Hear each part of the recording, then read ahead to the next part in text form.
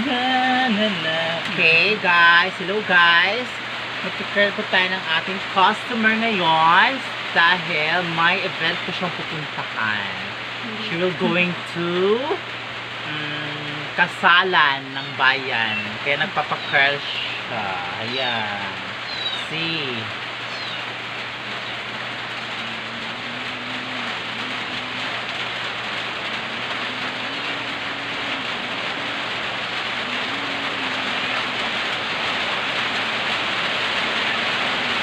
Kasi mga asay siya ngayon. Kaya nagpapakirl siya ng buhok.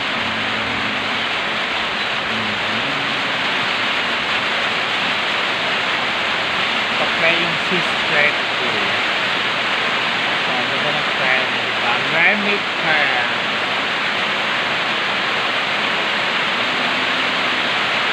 Try ko lang yung mermaid curl ko. Kung ano ko lang yung effect. Ang ganda naman siya.